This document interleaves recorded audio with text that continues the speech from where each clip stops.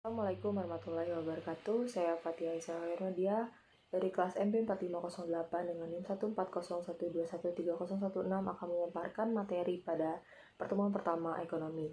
Jadi dalam ekonomi itu kita mempelajari manusia sebagai objek, dan permasalahan utama ekonomi adalah kelangkaan atau keterbatasan. Jadi kita harus mengambil keputusan dengan memaksimalkan kepuasan dan keuntungan dengan sumber daya yang terbatas. Kelangkaan ini meliputi ada 4 aspek. Yang pertama adalah quantity atau kuantitas, yang kedua adalah quality atau kualitas, yang ketiga adalah place atau tempat, dan yang terakhir adalah time atau waktu.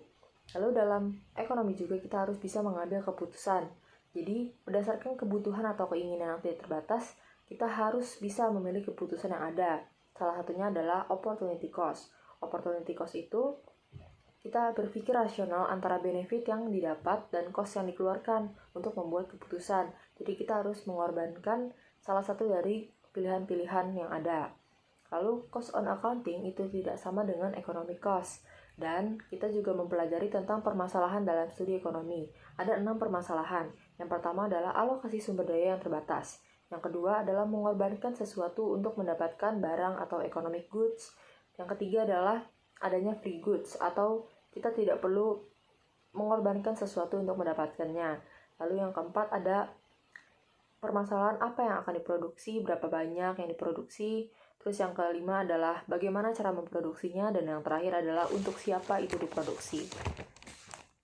Lalu ada 2 jenis barang dalam ekonomi. Yang pertama adalah goods.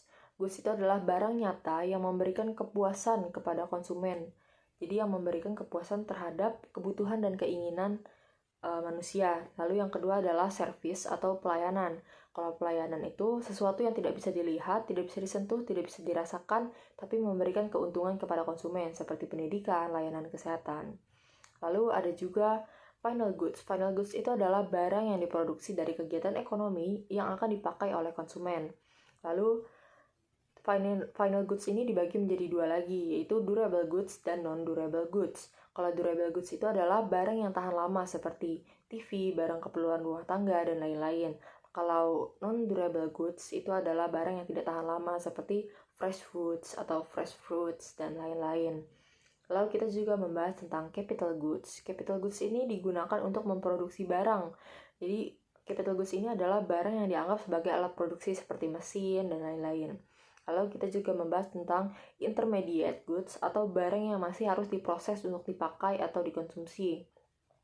Nah, lingkup ekonomi juga terbagi menjadi 2, yaitu mikroekonomi dan makroekonomi. Mikroekonomi adalah proses pengadaan sumber daya secara efisien. Jadi kalau mikroekonomi ini adalah tingkatnya individu, perusahaan maupun industri. Nah, industri ini kan terdiri dari beberapa perusahaan. Sedangkan kalau makroekonomi adalah proses pengadaan sumber daya secara efisien namun lebih kompleks. Contohnya adalah di tingkat negara. Sekian review materi pertemuan pertama ekonomi. Saya Fatia Isahirnadia undur diri. Terima kasih. Assalamualaikum warahmatullahi wabarakatuh.